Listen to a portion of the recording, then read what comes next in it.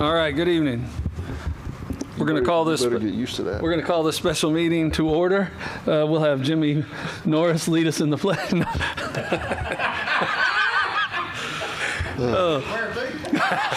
I don't push. I don't push him on. No. No, we're here tonight to talk about the CDBG-DR grant that we're applying for through the state. As you know, the 4 hurricanes that were hit Suwannee County in 23, 24, and the tornadoes, there's some funding out there, some resiliency money, and so this is what this application is going to apply for some of those funds. So we're going to talk about this project a little bit, have an opportunity for you to ask questions or make comments from the audience. So just to introduce ourselves, Jason Furry, Assistant County Administrator. I'll be one of the project managers, and obviously Jimmy Norris, our Economic Development Director, is also working on the project with us. The staff we have some grant writers from Ovid Solutions that are working with us that could not be here tonight. And then this grant is through the Florida Commerce, correct? CDBG program through Florida Commerce. So basically, as a result of the hurricanes, we found that we have some sheltering issues in the county, a deficiency really in all of North Central Florida. We use the schools, as you know, and so when schools have to be shut down for shelter to be able to use by the community and other areas. So we're trying to get away from that so schools can get back open as quick as possible after a storm. And then this shelter would allow for really any of the coastal communities. There's 12 counties that we've named in the North Central Florida region that this would be a regional shelter located in Suwannee County, so we would benefit from it, but also all these counties will be able to send their folks to us in an emergency situation. Jump in, Jimmy, if I forget anything or think of anything else that. You good? So this shelter, are we talking about? We're not talking about tourism thing, are we? Okay, probably not. This in the grant. I think you could touch on it. Okay, so this shelter it'd be a shelter during gray skies, obviously, and then blue skies when there's no storms. This would be a sports tourism facility that we would be able to utilize for our facility as an economic impact, economic driver for our community. So think about basketball tournaments, volleyball tournaments, conferences, boat shows, what conference center, whatever it might be, we'd be able to utilize this building for our local recreation program and other community events. Chamber Gala, Gold Kist, City, the mayor's election campaign. I don't. I think a lot of you are familiar with the project, obviously, because y'all have been here in the past to support it. But it was a really big deal when we get hit by those storms, and there's dollars out there available. And for us to be able to do this project to the magnitude we want to do this project, we've got to find funding in multiple areas. So that's why this grant is so important to us, and we appreciate all of y'all for supporting it along the way as well. As you remember, the state challenged us to find the property and send us to another county to see what they've done in other areas. And it was a 100,000 square foot building that was used just like this, a volleyball, sports, basketball facility, and blue skies and a shelter when they needed it, which they activated this last storm when Milton, I think, came across the center of the state. They activated and were a shelter down there. So that's the model that we went after. The grant application is going to be $60 to $70 million ask. There's $400 million from the state that's out there. Now that's statewide. I don't know if that's all 67 counties, but it's at least 40-something counties that were affected by the hurricane. So that's a big ask. It's a big project. That probably won't do it all. We already have $6 million, almost $11 million from the state to help secure the land and then to start our engineering. We've already started on our design and our surveying and some of the legwork on utilities. So we're spending money right now with some other grant dollars the state has invested in the program. So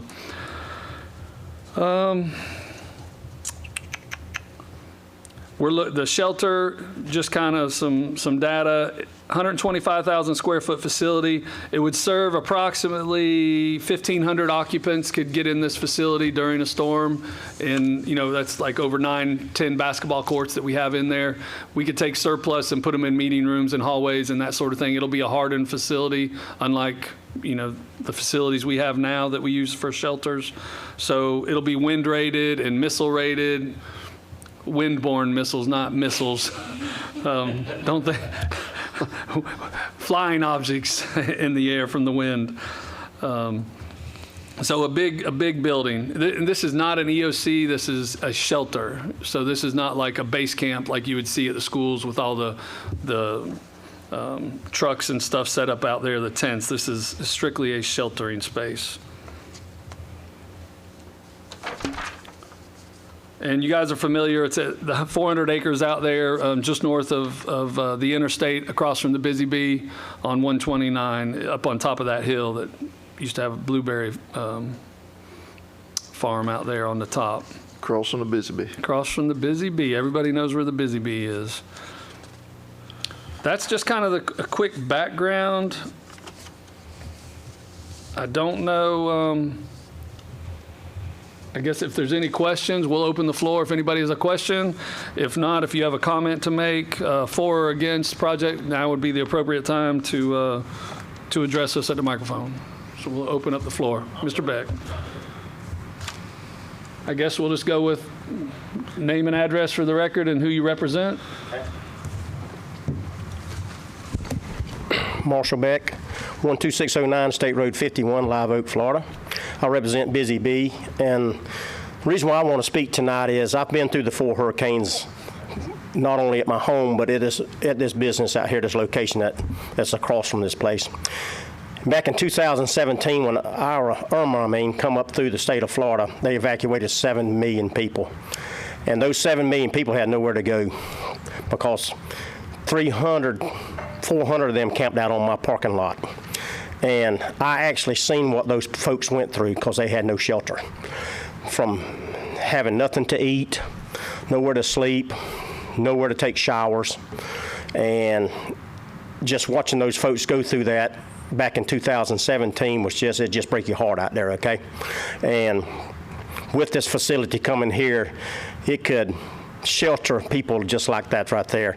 We're fortunate. I'm a fortunate one. My house didn't get blown away. My house didn't get torn down. I have a generator, so I was fortunate, guys. But these last 3 or 4 that come through, Steenhatchee and Keaton's Beach up there, just think about all the people that lost their homes down there and they had nowhere to go. It's very important that everybody looks at this in a positive manner. And everybody looks at this as, what if this was my place? What if I didn't have a place to go? And I just think it's the biggest plus for Suwannee County and all the surrounding counties around us. Anybody within touching distance of us, it's just a plus for everybody, okay? And I just kudos to all of y'all that's fighting for this, and I'm all about it, okay? Thank you. Anybody else?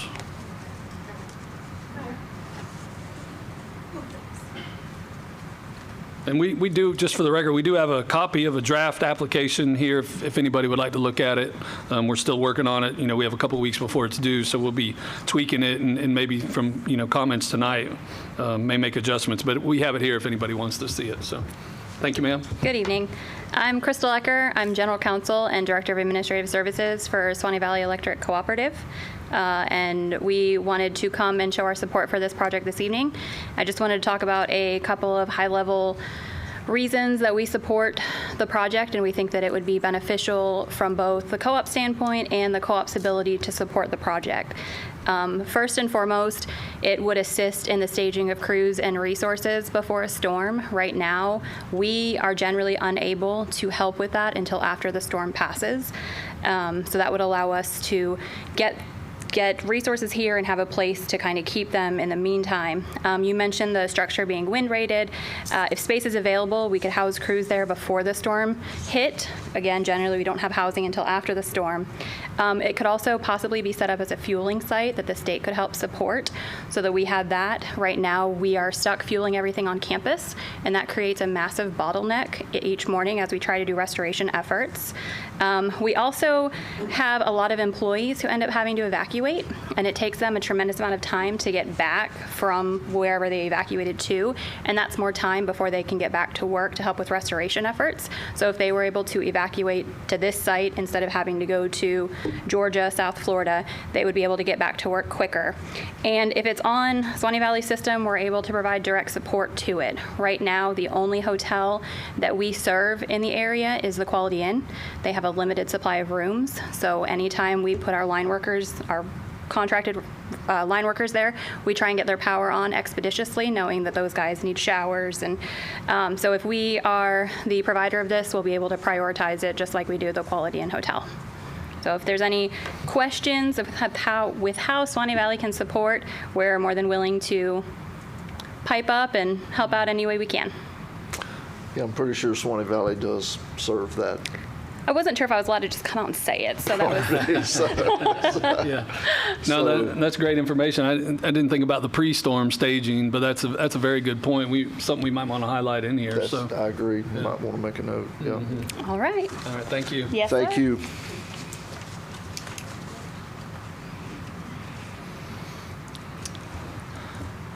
I see someone else coming up. I did mention there's $400 million in that funding part, right, earlier. I think I need to make sure I go on record of that. And thank you, ma'am. Name and address. Amanda Jackson, 3438 167th Road, Live Oak, Florida, 32060.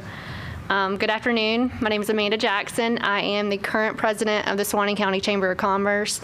I'm here tonight to show our support on this decision for our county commissioners, which I know it was named Project Summit. Is it still Project Summit?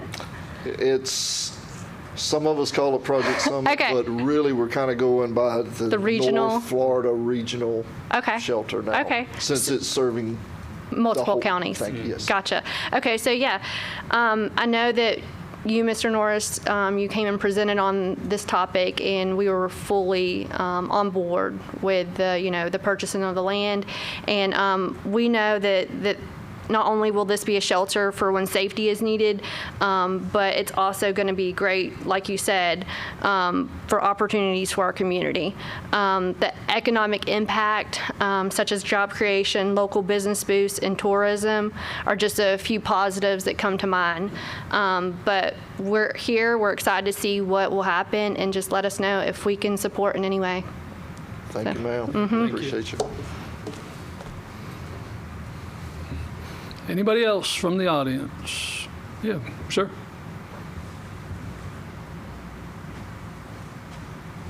Sure. Yeah. JD Curls 15186 US Highway 90 here, speaking on behalf of the chamber as well.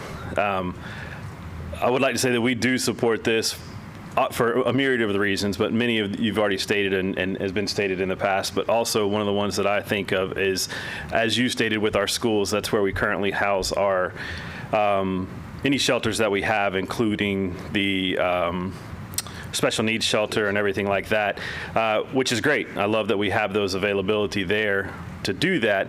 But it can cause issues with having our students return to school. And if we have a shelter that is not going to affect the students of Suwannee County, it just makes another reason as to why we're able to have this shelter.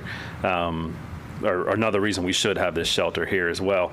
I believe that some of the other local counties do the exact same thing, where they house people in the schools as well. And some of the schools, some of the surrounding counties do not have as many schools available to for shelters as Suwannee County does. So it also restricts even more those students being able to come in. So I believe that this shelter would help alleviate some of those issues going forward. And we're all support. We are here to support this on behalf of the students as well. My student that's sitting back there. Which she needs to be in school. Thank you. Thank you. That's great. Thank you. That makes a good point. I should mention that this grant does have some LMI qualifications, low to moderate income, and so we're planning for 51% of the shelter to be able to serve, like you said, the disadvantaged. It might be special needs, physically or mentally, or it might just be income driven. But it is geared for obviously our rural community to meet the needs of at least 50% of the folks in that category. So, yes, sir. Brandon Lustick, 22887 41st Drive, Lake City, Florida. But I am a Suwannee County resident. I'm on the Suwannee County side of Lake City. I'm totally for the project. You know, when you hear what it's for or what it is, and then you look at everything that it's going to impact outside of just that building, I see no other place to put it than here in Suwannee County. So I'm for it. Great. Thank Thank you. Brandon.